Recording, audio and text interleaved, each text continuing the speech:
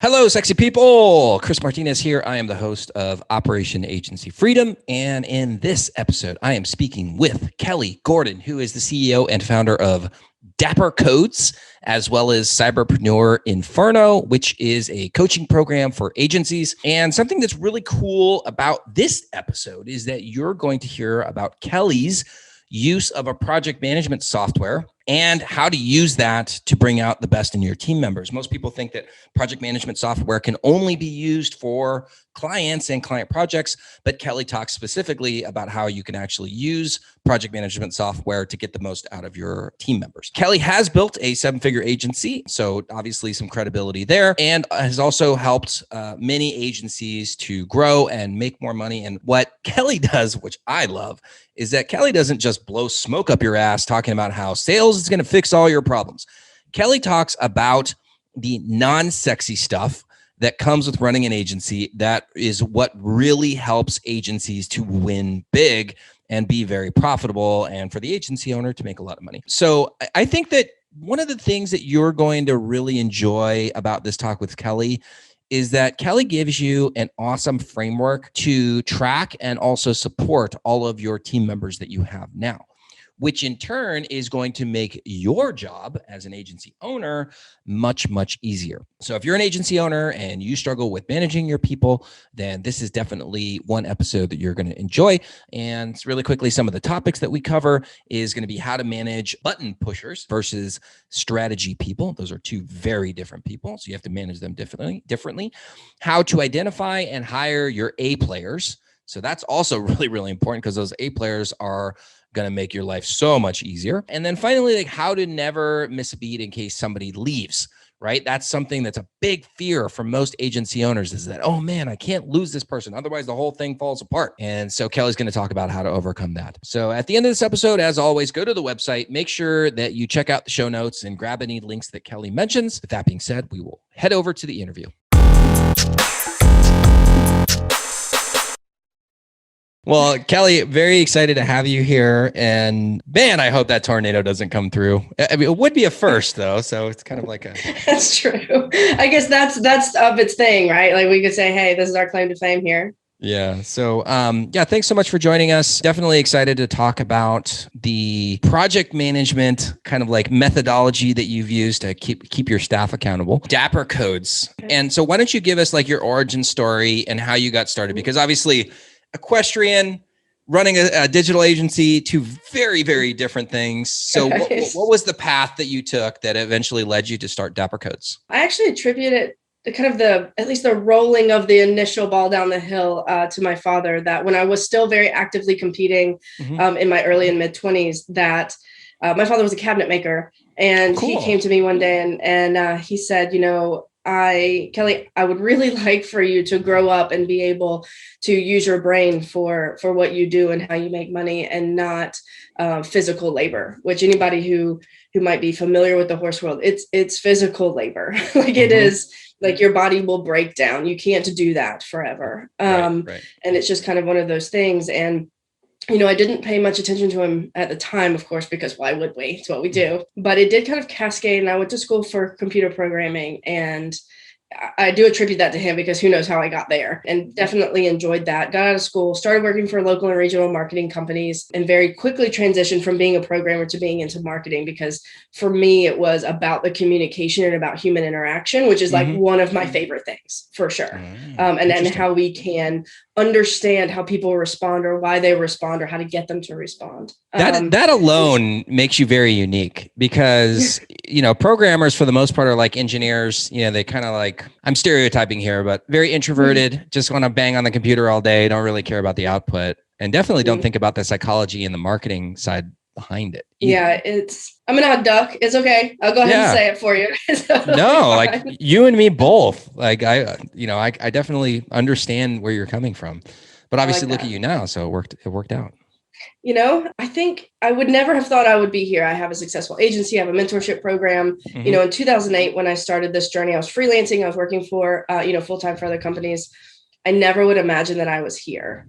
And I started my business full time in 2015, and definitely we're right on the 6-year mark, like right now, within a couple of days. So I'm super excited about that. And it's one of those pieces where you never ever see what's in front of you. So it doesn't matter. Just keep going. To anybody that's listening to this, right? Like, just start the thing. I wouldn't suggest starting how I started. I had like $100 in my bank account, and I was like, I'm done with this, right?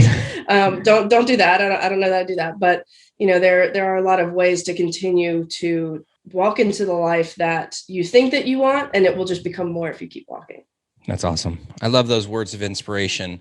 So let's talk specifically, because the thing that really captures my attention when we were chatting earlier was kind of like the way that you structure the roles for your team members. And like almost everybody uses a project management software, but nobody, as far as I've met, uses it in a way that you're using it to help your team grow and achieve company goals as well. So just really quickly, like tell us, what it is that you're doing so that we can kind of understand how this process integrates with your growth.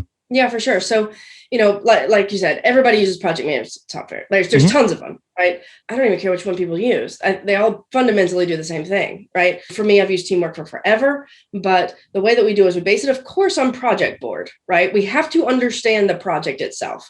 We can run Gantt charts off of it. We can understand time for all of the different contractors, employers, things like that, right? Totally normal stuff. But what we found was that it was really impossible to drop an individual into a project board or a series of project boards as a new employee and understand A, that they know what's going on, and B, that we actually know what's going on. So what we find is that, because I mentioned other agencies too, is like, yeah, we hire all these people, but you know what are they actually doing every day, right? Like, can I fully quantify what it is that they do? And so I'm thinking about this. And I'm like, all right, how are we going to solve this? And it actually came about because I needed a VA, and I was trying to put together everything that I needed them to do. Okay. Well, I do a couple of things to do that. Leading up, I do what's called like a brain dump of identifying what the button pushing tasks are and what the strategy tasks are. Okay. So you have two lists. You understand what those things are. You identify who does these roles, right? And then once you say, hey, I need this role, you separate that specific role board for that specific employee or contractor into daily, weekly, monthly, bi-monthly, bi-weekly, and one-time tasks. All right. So one-time tasks are the only things that will ever get checked off. Everything else is standing. Okay. So like in daily for my VA, there's like 25 things listed there of all of the things that she does on a daily basis. And I know that those things get done. Right. And then for weekly, we do because you see the title of it. So Mondays, title. Tuesdays, title. Right. So that she knows, and we organize it in that way. So when it's Monday, she knows. When it's Tuesday, she knows. Right. And then whatever the monthly tasks are. And then if there are certain things that are maybe bi-monthly, so twice a month or twice a week or however, just to help her be able to identify at any moment what it is. So in her brain, she just goes, this is what day it is. This is what week it is. This is the list that I have to do. And when you do that, every single task has logins that they might need, any sort of Google Doc that they might need, and a Loom video of me or someone else doing the task itself. Right. So it is completely ironed out. And there's no misunderstanding about what has to be done. So on your deliverables, you do lead gen in your agency, is that correct? Yes. We have retainer and paper lead. Yes. Okay. So let's just break it down. Not necessarily a VA's responsibility, but somebody else in your team, a developer or a designer or an ads person. What would be on their board essentially for their tasks? So say for the ads person for the paper lead side, right? We have, so the VA is actually going to go in on a daily basis and take all of the stats out of Business Manager or Google or wherever they are, YouTube, and put them into a document. So then one of the first things that ad person does, so this is a strategy ad person, not an assistant button pushing ad person, but say the strategy one, where they review all of those documents every day. So the VA supplies it, we look into reports, and then that person goes in and starts strategizing. What does that mean and what does that look like, right? And so anything that needs to happen to that account, they strategize. We have running Google Docs on every account, where then that person goes in as the strategist, says, hey, button pushing person, put all of this stuff in, create lookalike audiences. We need a refresh of these creatives. We need this sit to the copywriter. We need new headlines. We have, headlines on our landing pages that are converting at this. We need them, all of those pieces. It goes in a Google Doc. Then the marketing assistant comes in, picks all of that stuff out, puts it in their daily lists. So we understand from step to step to step, right? Because we don't want button pushing people trying to do strategy. It's not a thing, right? But then we also don't want strategy people wasting their time doing button pushing things, because I pay them vastly different things, right? 100%. And so it's like important that we make that work. Now, our marketing assistant has been with us for a while, and we understand that they understand that process. But sometimes what we'll do is we'll have a trusted VA be the one that pulls out the tasks from the document into, say, teamwork until they're able to do that themselves. That's a learned behavior, and it takes a couple, three weeks to get them to do that, right? But what people fail at, like big time, is actually hiring what we call A players, right? Yeah. So this seems fairly complicated. It isn't, right? But everybody has a role board. Everybody understands what they have to do. And so at that point, I can just drop in a talented whatever, an ad strategist. Boom, this is what you have to do, right? I can hire an A player VA. Boom, this is what you have to do and never miss a beat, right? Like regardless of the role itself, it should be what I call in a box enough that all you need is another talented one of those to drop it in. It should never, from an agency perspective or business perspective, ever be linked into and of itself to a single human. Not okay. And that's where people fail. Yeah. So there's a digital agency out there listening right now, and they're saying, everything in my business is always different. I can't standardize any of these things. Everybody, there's things that pop up every single day. So this wouldn't work for me. What would you say to that individual? The cold, hard truth. You want that?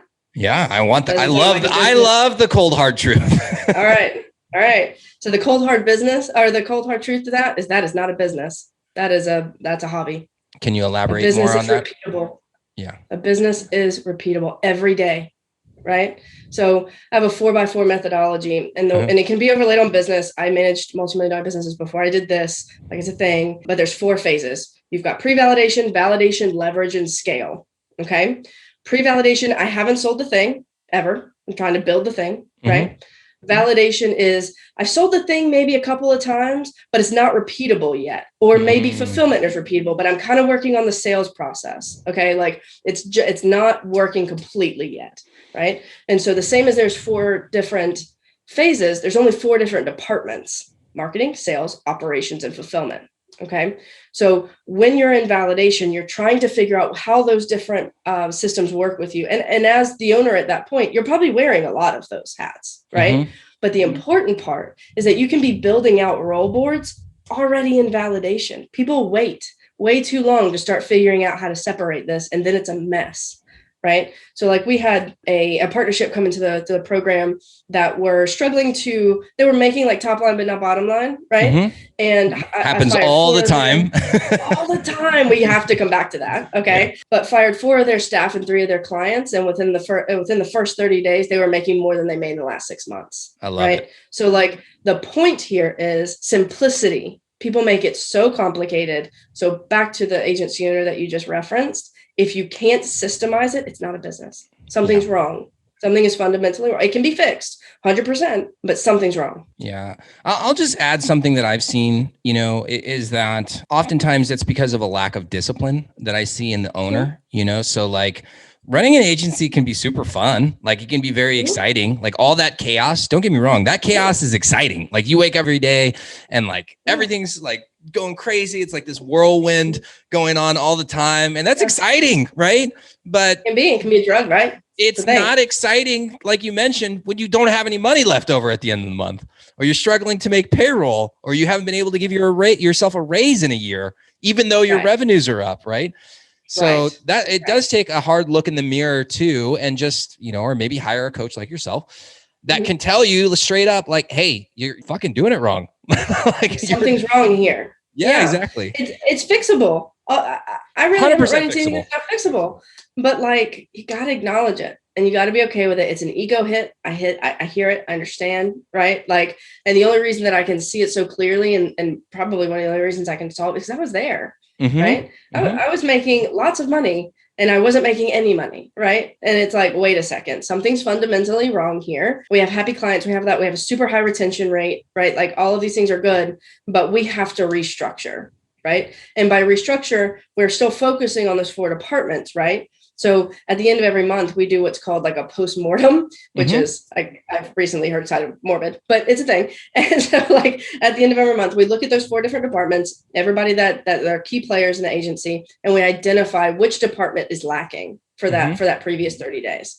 And then you say, this is our focus for the next 30, and this is how we're going to solve it, right? It's super hard to turn the Titanic around, right? But it can be done. You just have to make a plan, which goes back to what you said, like, it's a lack of discipline, and it's because it's hard, right? Like, I know why people don't do it. It's really, really hard to sit down and say, hey, A, there's a problem, and B, I now have to spend hours and hours figuring out what to do with it, right? Like that's the problem. And so anybody that's avoiding that, right? If you're listening to this and you're avoiding it, it's okay. That's what you do. It's fine. But go sit down and start writing out what some of these problems are. It's the only way it's going to stop. So when you have, or because I know you mentor other agencies, when you have somebody kind of create their role boards, what would you say is the first place that you should start? Button pushing tasks. Always get that off your plate ASAP.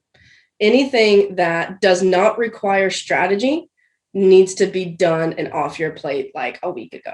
Okay, so give us some examples just to really make sure that everybody's clear on what a button pushing task is.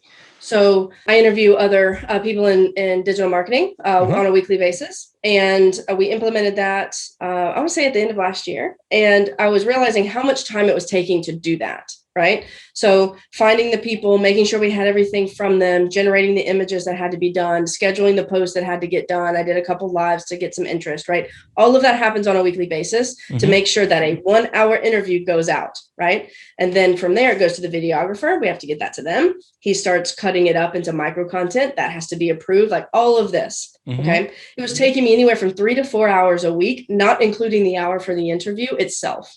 And I was like, wait a minute. Right? Like this is a lot that we can figure something out here. Right. So what we want to do is we want to look at our agencies and any process or system really in that operations department. Imagine a pyramid with 3 levels. Okay. The bottom level is a process. It has to be defined. What is this process? We're not going to overlay anything, but legitimately list out every single thing that has to happen for that end goal to take place. Okay. And then you take a look at this list, and the middle is automations. You automate every single thing that you can automate, right? You set all of that up. And then at that point, the top little tip, that's a person. Okay. You define the process, you automate, and then you put a person in place. Okay.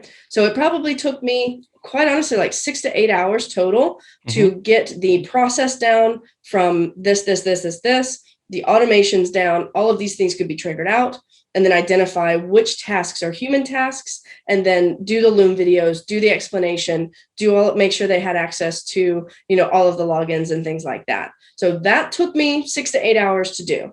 But what did it do? It bought me back 3 to 4 hours a week.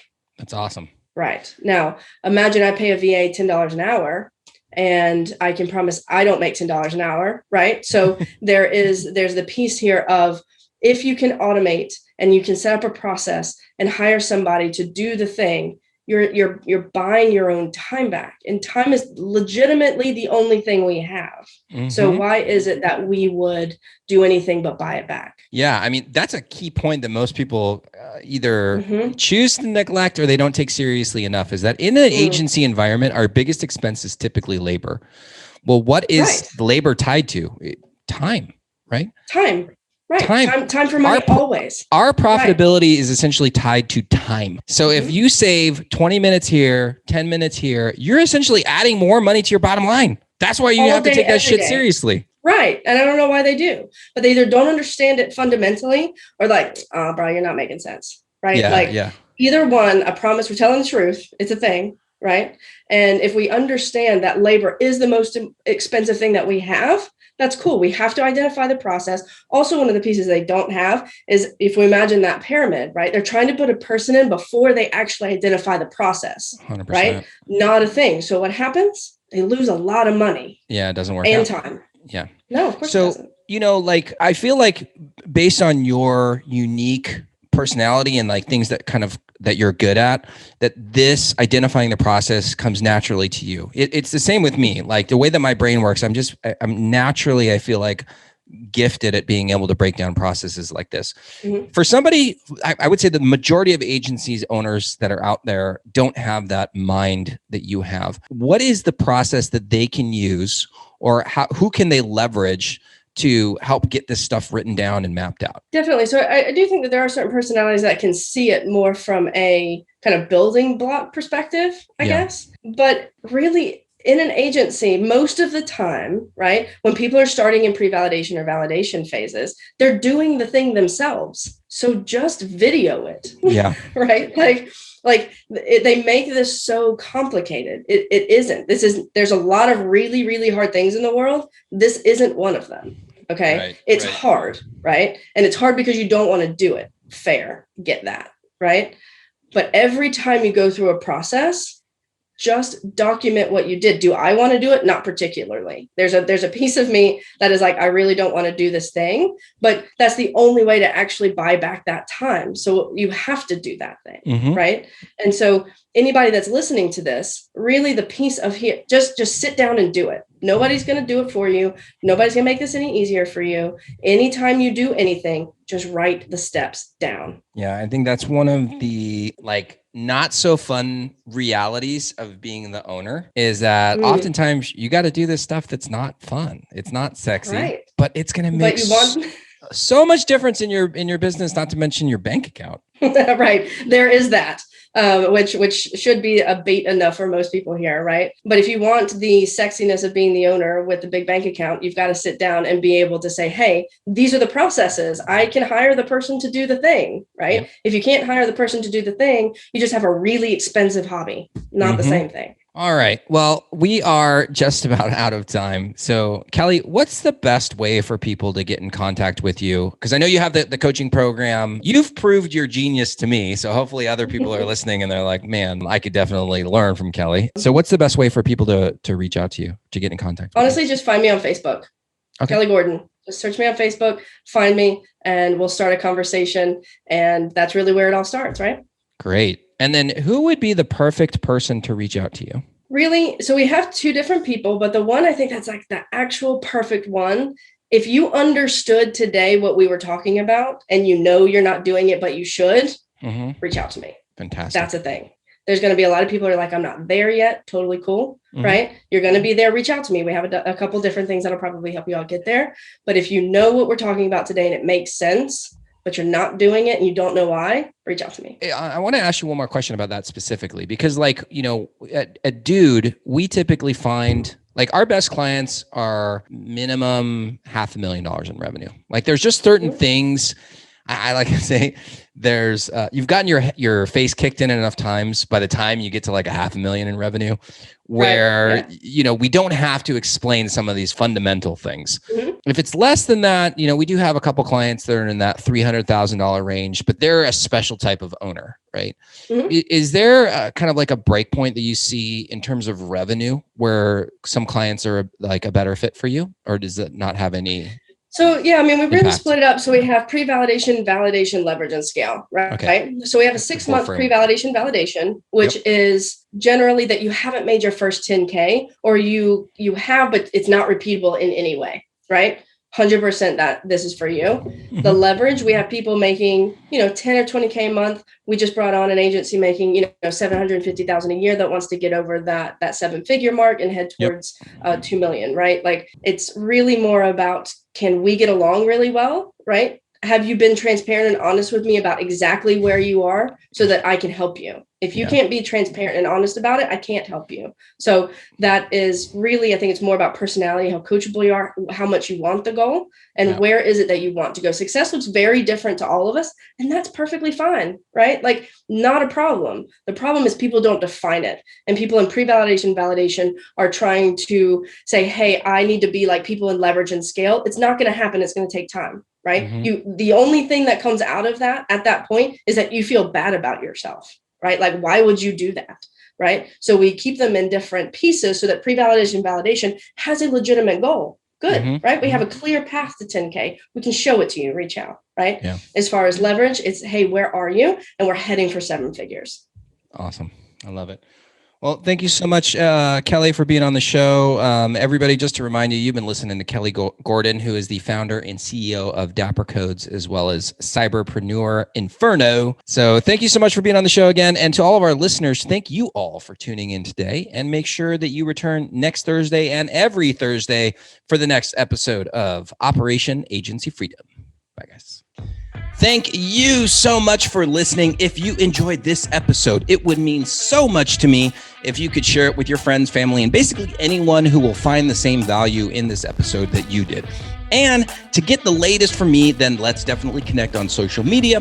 You can go to Facebook, facebook.com/Dude Agency, or Instagram @dudeagency.io, or you can check us out on YouTube on our YouTube channel.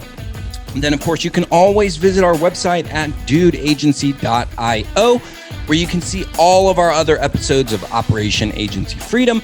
You can also register for any live trainings that we have going on how to run a highly profitable agency. And, of course, you can see how we help digital agencies with the people, the processes, and the education so that they can take on more projects and scale profitably. Thanks again, and I will see you next time.